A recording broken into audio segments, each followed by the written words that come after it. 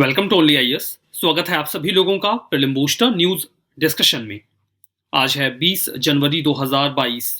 तो आइए देख लेते हैं कि ऐसे कौन से इंपॉर्टेंट आर्टिकल्स हैं जो आज हम कवर करने वाले हैं। हमारा first article handbook on good practices for cooperatives के बारे में है। हाल ही में international cooperative alliance Asia Pacific ने national cooperative development corporation NCDC के साथ मिलकर रिलीज किया है एक पॉलिसी रिकमेंडेशन हैंडबुक को, Sahakar Prayag good practices for cooperatives, इस थीम पे। अब आपको इससे समझ में आ गया होगा कि ये किस पर्पज से रहा होगा।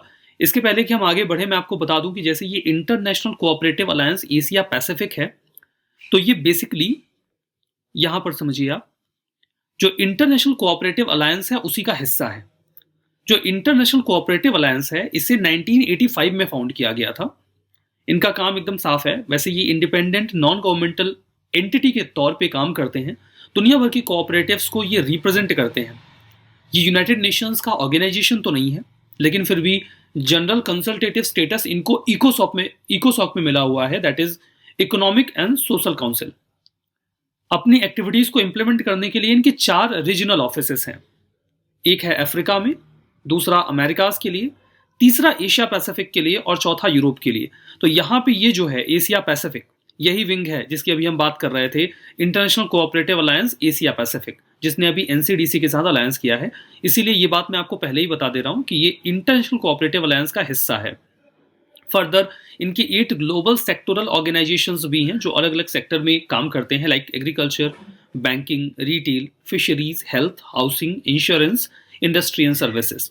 और ये हेडक्वार्टर्ड है बेल्जियम के ब्रुसेल्स में। तो इस टॉपिक से आपको ये क्लियर हो गया कि ये जो international cooperative alliance Asia and Pacific है, ये हिस्सा है इंटरनेशनल कोऑपरेटिव अलायंस का।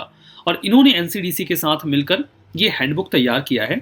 इस हैंडबुक का बेसिकली ये जो हैंडबुक है काइंड ऑफ कंपेडियम है, जिसमें बहुत सारी जानकारियां ब्रीफ में मिल जाएंगी, जैसे कि गाइडलाइंस मिल जाएंगी, रिसोर्सेस, मेथडोलॉजी जिसके जरिए कोऑपरेटिव्स और बढ़िया काम कर सकते हैं, की लर्निंग, केस स्टडीज मिल जाएंगी ऐसे कोऑपरेटिव्स की, ना केवल इंडिया के बल्कि दुनिया भर के, जिन्होंने बहुत अच्छा परफॉर्म किया और बहुत बढ़िया आउटकम्स अचीव किए।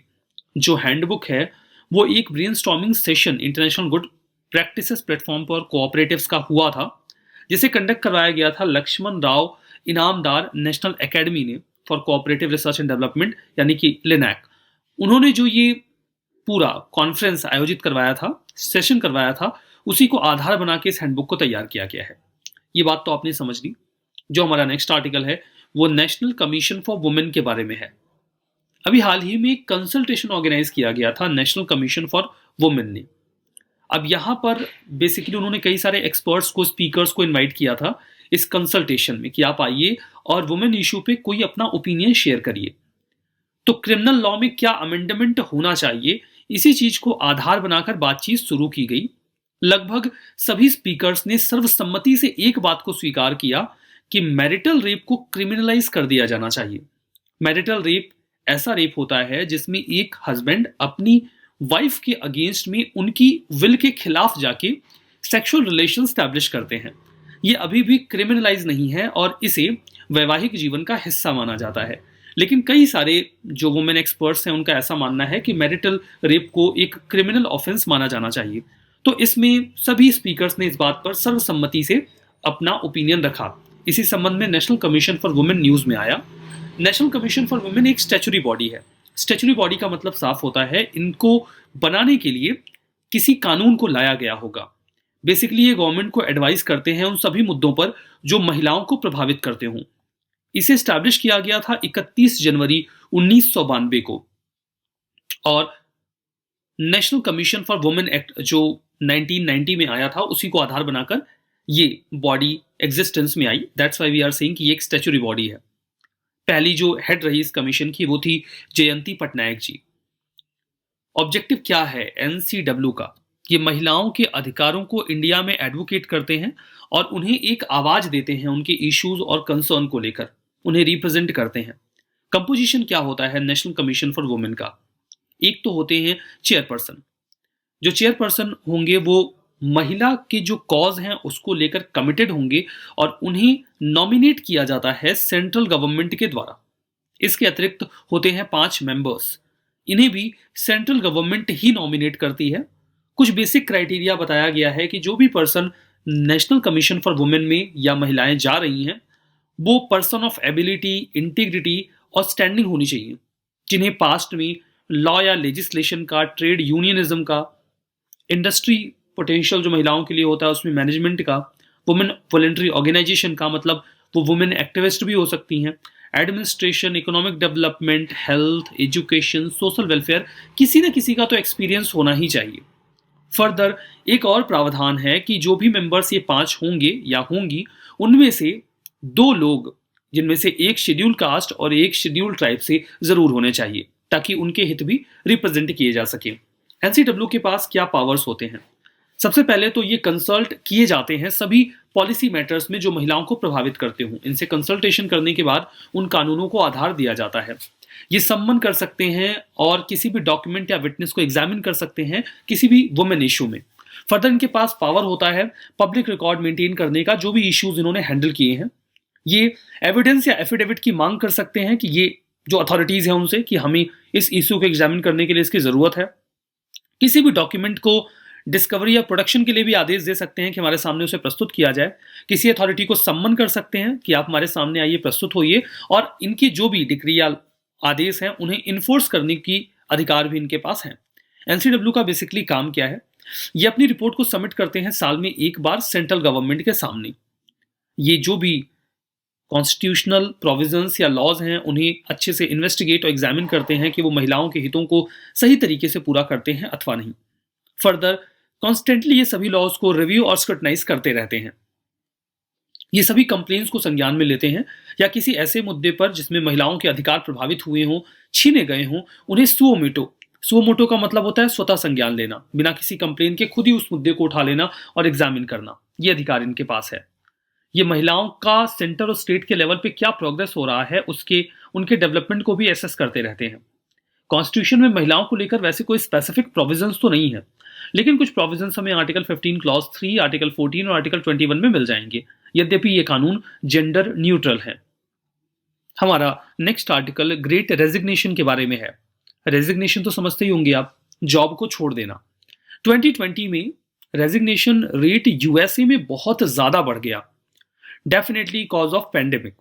अब पेंडेमिक में जहां लोग अपनी जॉब बचाना चाहते हैं, वहीं पर यूएसए में बहुत बड़ी संख्या में लोगों ने अपनी जॉब को छोड़ा, रिजाइन किया, और इसीलिए ये टर्म ओरिजिनेट होकर आया ग्रेट रेजिग्नेशन। पहले डेटा देखते हैं और फिर बाकी की बातें समझते हैं। नवंबर 2021 में 4.5 मिलियन वर्कर्स ने अपनी जॉब को छोड़ दिया। यूएस लेबर डिपार्टमेंट का ये डेटा है। फर्दर 3% जो वर्कफोर्स है वहां का, उन्होंने अपनी जॉब को क्विट किया, ऐसा डेटा निकल के आया। ये इंडिकेट ये बताता है कि 2021 में अमेरिका में लगभग 75.5 मिलियन लोगों ने अपनी जॉब से रिजाइन किया। एक अमेरिकन साइकोलॉजिस्ट हैं एंथनी क्लॉट्स, उन्होंने इस प्रकार मैसिव स्केल पे रेजिग्नेशन को ग्रेट रेजिग्नेशन ये टर्म दिया है, जहां पर वो ये कहते हैं कि लोग वर्क लाइफ इक्वेशन में लाइफ को तवज्जो दे रहे हैं। जो लो वेज वर्कर्स रहे उन्होंने अपनी जॉब को ज्यादा छोड़ा comparison to higher paid counterparts, जिनको ज्यादा सैलरी मिल रही थी, उन्होंने जॉब्स को मेंटेन किया। जो जॉब्स छोड़े गए वो ऐसे सेक्टर्स में थे जहां पर कोविड-19 का खतरा जो है वो ज्यादा था, जैसे कि hospitality sector, health care, social assistance, transportation, warehousing, utilities, जो लगातार पब्लिक से इंगेज थे, तो उन्हें कोविड-19 का खतरा भी ज्यादा था। अगर उनके वेजेस कम थे तो उन्होंने अपनी जॉब छोड़ दी, रिजाइन कर दिया, ताकि वो अपनी लाइफ को बचा सके कंपैरिजन टू वर्क। उन्होंने वर्क लाइफ इक्वेशन में लाइफ को ज्यादा तवज्जो दी। जो ग्रेट रेजिग्नेशन है ये कोविड-19 की वजह से हुआ श्योरली। इसके अलावा एक कारण और भी रहा कि जो लोग रेगुलर जॉब्स में थे, अगर उन्हें कहीं वर्क फ्रॉम होम का ऑफर मिला, थोड़े कम पैसे भी मिले, तो उन्होंने अपने रेगुलर जॉब को रिजाइन कर दिया और वर्क फ्रॉम होम को चूज किया। फर्दर कुछ लोगों ने स्टेबल प्रोफेशन की चाह में भी अपनी जॉब्स को छोड़ा। अब इसकी वजह से हुआ यह है कि जो कंपनीज हैं वो लेबर्स को ज्यादा अच्छी सैलरी और बेनिफिट्स दे रहे हैं ताकि लेबर फोर्स उनके पास रुका रहे। तो ये बात हुई ग्रेट रेजिग्नेशन के बारे में। ऐसा कुछ निकल के आए तो आप जानते रहिए ये पूरा मामला। हमारा जो नेक्स्ट आर्टिकल है वो नुसांतरा के बारे में है। इंडोनेशिया के पार्लियामेंट ने अभी हाल ही में एक लॉ अप्रूव कर दिया है जिसके तहत वो अपनी कैपिटल को अब रीलोकेट करने वाले हैं धीमे धीमे। जो जकार्ता का रीजन है वो डूब रहा है, जो उनकी कैपिटल है। तो रीलोकेशन जो उनकी कैपिटल का है नुसांतरा में, वो अभी लगभग अप्रूव हो चुका है। ये जो नई लोकेशन है ये जकार्ता से 2000 किलोमीटर की दूरी पर है। जंगल का थोड़ा बहुत एरिया है, जो बोर्नियो आइलैंड है वहीं पर है, और जो नाम दिया गया है दैट इज नुसांतरा। 30 मिलियन लोग जकार्ता में लगभग रहते हैं, काफी क्राउडेड सिटी है वहां की।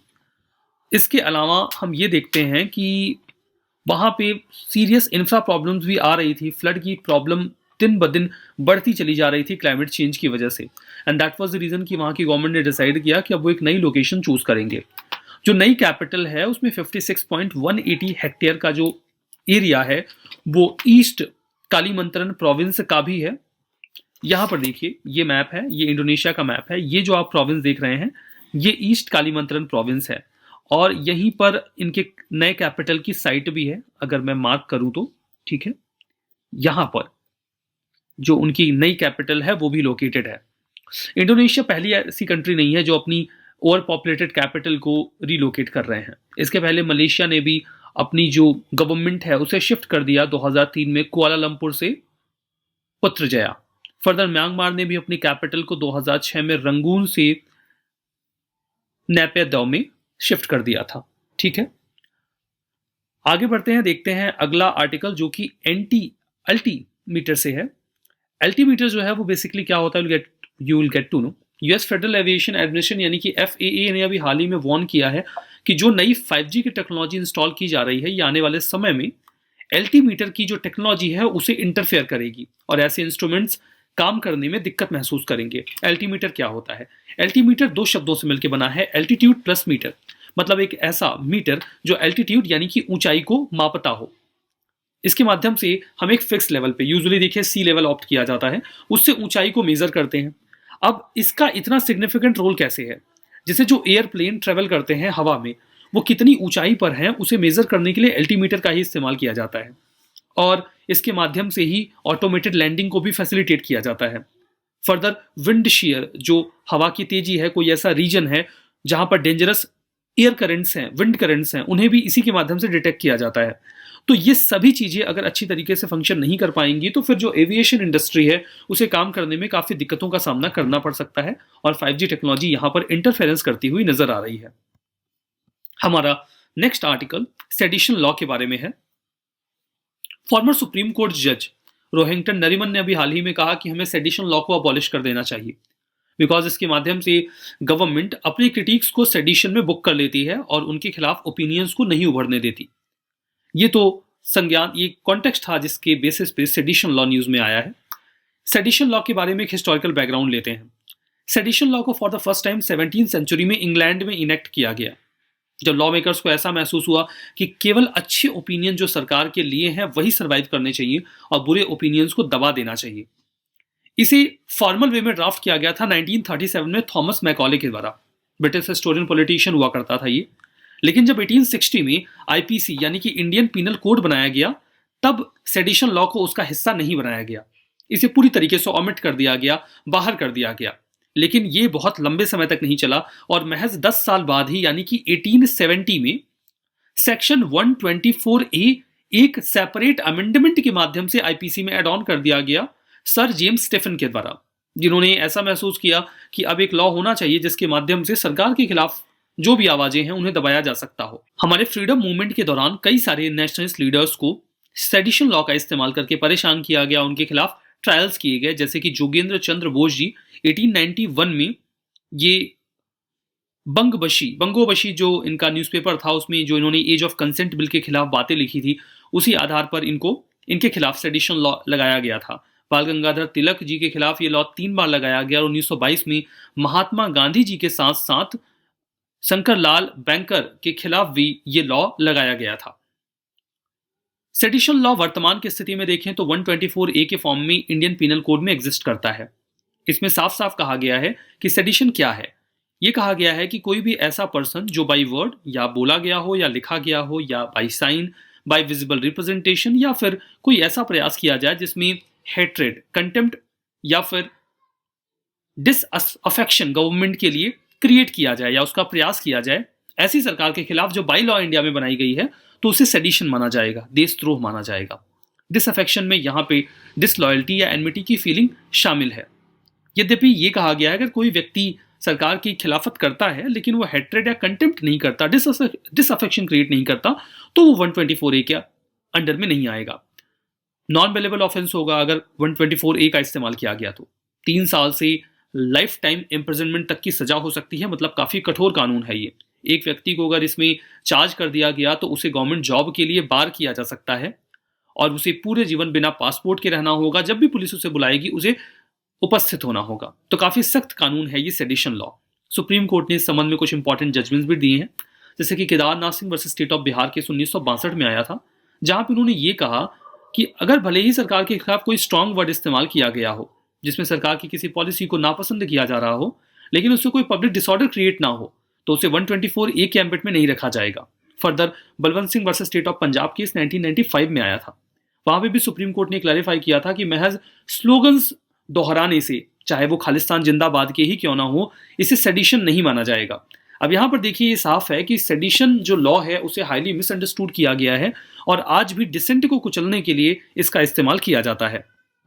रिवीजन करते हैं। इंटरनेशनल कोऑपरेटिव अलायंस ये यूनाइटेड नेशंस का ऑर्गेनाइजेशन है, गलत है। हमने डिस्कस किया था कि यूनाइटेड नेशंस का ऑर्गेनाइजेशन नहीं है। National commission for women non statutory body है, गलत है, स्टैच्यूटरी बॉडी है। इसके लिए एक लॉ के तहत ही से बनाया गया है।